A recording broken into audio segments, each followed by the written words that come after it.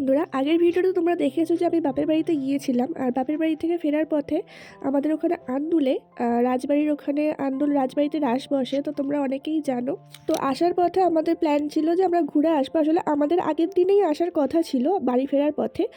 বোনও আসবে বলেছিল, কিন্তু যেহেতু আসেনি তো বোন বললো তাহলে আর ঠান্ডায় যেতে হবে না। মা সবাই বারণ করলো যে যেতে হবে না, আজকে কালকে বাড়ি যাওয়ার পথেই ঘুরে আসবে। আর বন্ধুরা, আমার ছেলে কিন্তু এটা মানে ফার্স্ট টাইম।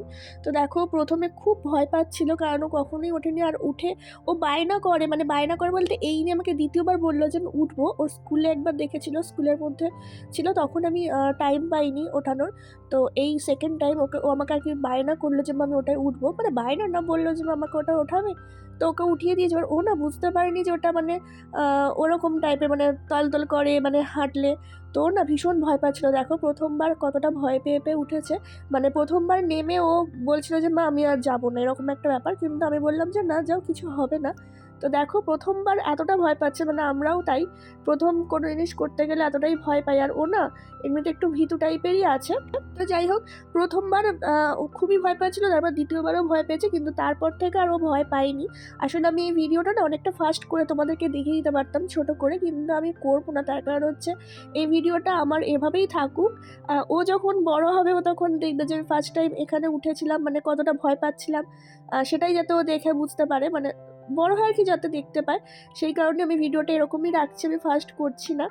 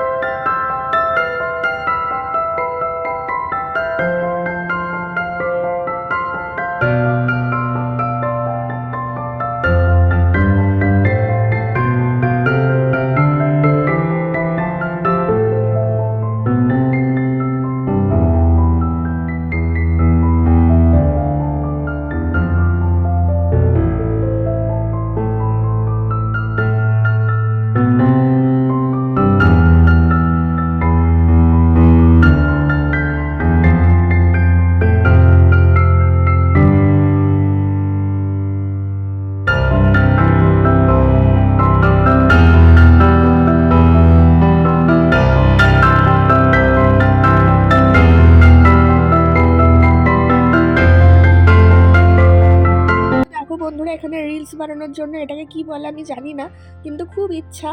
কিন্তু কি বলতো, মেলাতে তো অনেক লোক, আর ভীষণ লজ্জা করছিল, খুব ইচ্ছে যাচ্ছিল, কিন্তু ওই বললাম লজ্জা করছিল তাই উঠতে পারিনি।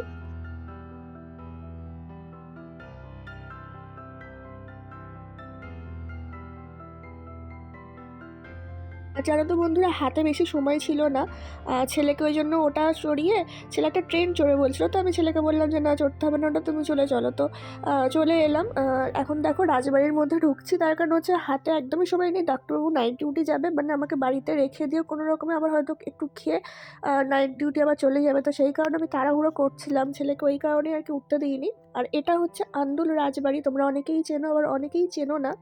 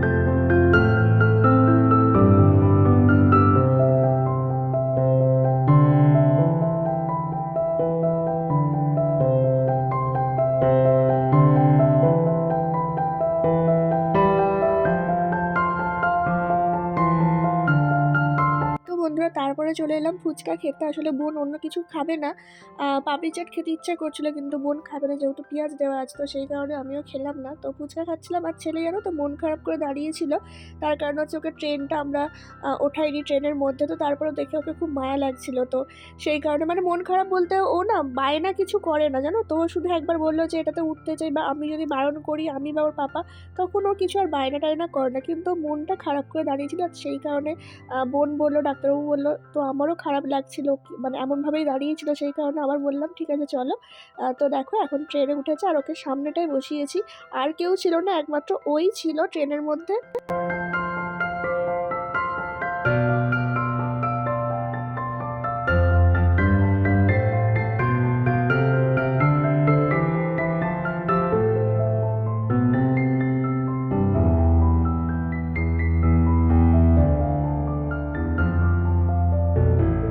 এগুলো দেখে দাদুর কথা খুব মনে পড়ছিল। এখন দাদু বাড়ি থেকে বেরোতে পারে না, কিন্তু আগে তো রাজ দেখতে আসতাম দাদু দিদার মানে ঠাম্মি দাদুর সাথেই নিয়ে আসতো দাদু।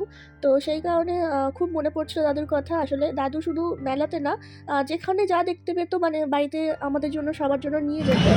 গিয়ে ফোন করবি, গিয়ে ফোন করবি,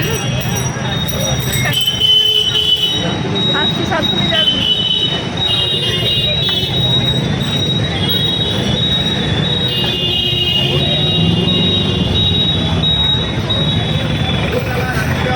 আজকের ভিডিওটা এই পর্যন্তই। যদি ভালো লাগে অবশ্যই একটা লাইক করো আর কমেন্ট করে জানিও তোমাদের কেমন লেগেছে, আর চ্যানেলটা সাবস্ক্রাইব করে আমার পাশে থেকো।